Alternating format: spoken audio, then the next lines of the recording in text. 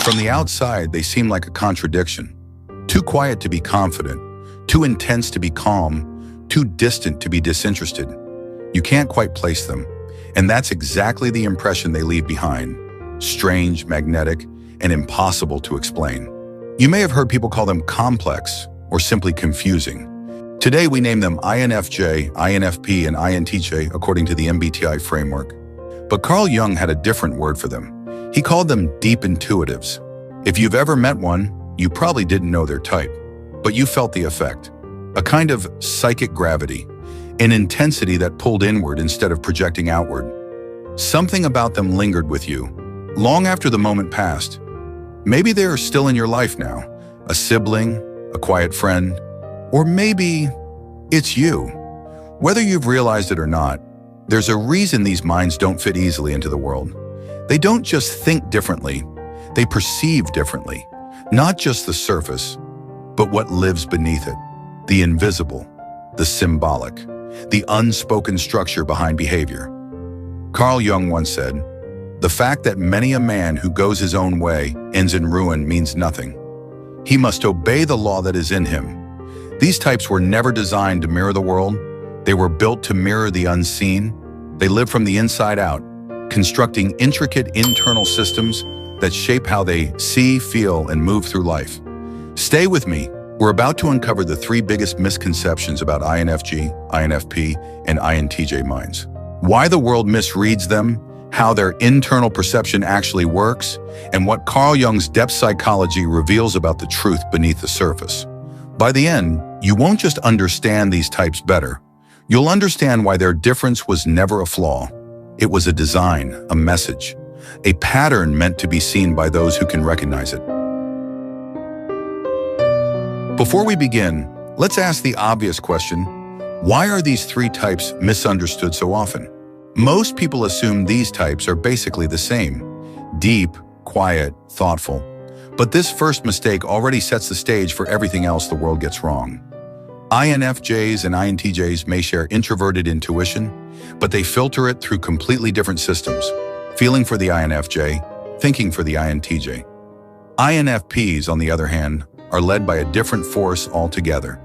Introverted feeling, supported by extroverted intuition, which means their inner world is shaped by values, but constantly energized by ideas, connections, and unseen possibilities around them. Each one perceives from the inside out, but the internal compass they follow is tuned to a different signal. Jung wrote, "The function type determines how a person's consciousness is set to receive or act upon experience."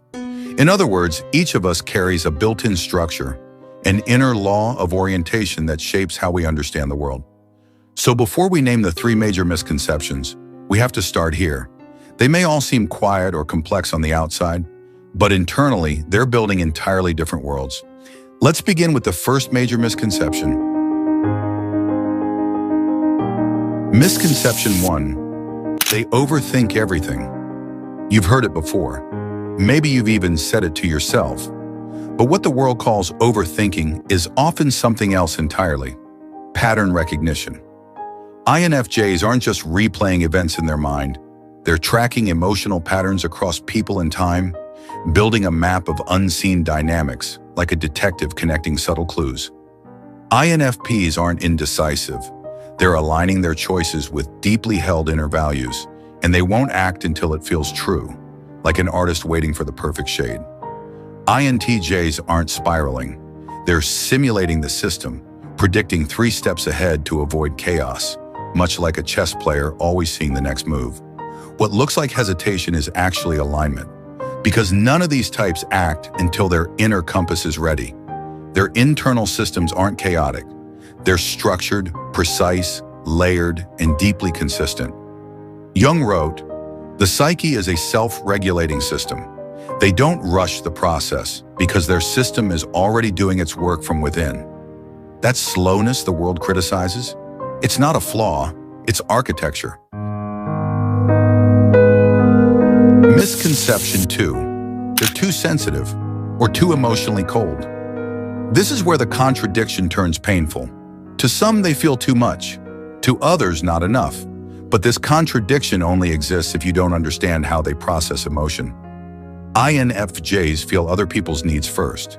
They're wired to absorb emotional tension and suppress their own for harmony, like a sponge soaking up a spill. INFPs feel deeply but express carefully. If it's not fully authentic, they'll keep it inside, guarding their inner world like a sacred garden. INTJs often appear emotionless, not because they don't feel, but because emotion gets converted into strategy, not expression, like a complex algorithm processing data. Jung wrote, "Introverted feeling seldom appears on the surface. It is mostly silent, inaccessible, and not very communicative." These types aren't disconnected. They're private.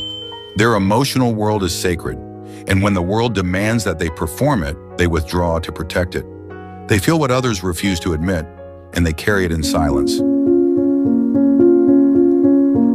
Misconception 3. They think they're superior or special. This one cuts the deepest, because it misinterprets depth as ego and turns isolation into a personal flaw. But if you look closely, you'll see something very different. INFJs often feel alienated, not because they think they're better, but because they sense what's unspoken and can't unfeel it. They can't stop feeling what others refuse to feel. INFPs hold sacred values the performative world dismisses, so they stop explaining.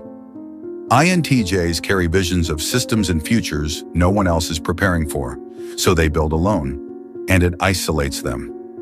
Jung warned that this misperception often leads to isolation. Jung wrote, "The introvert is very apt to appear arrogant, disdainful, and domineering.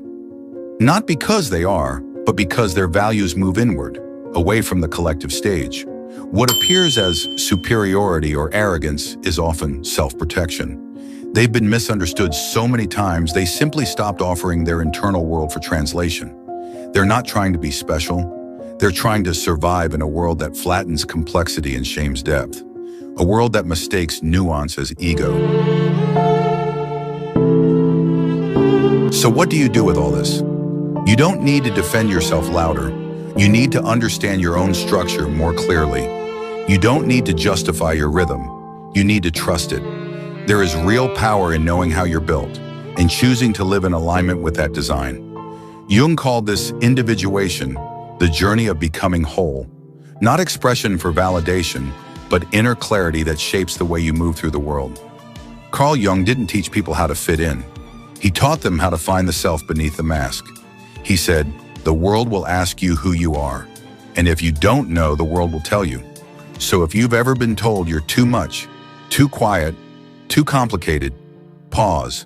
Their misunderstanding isn't the truth.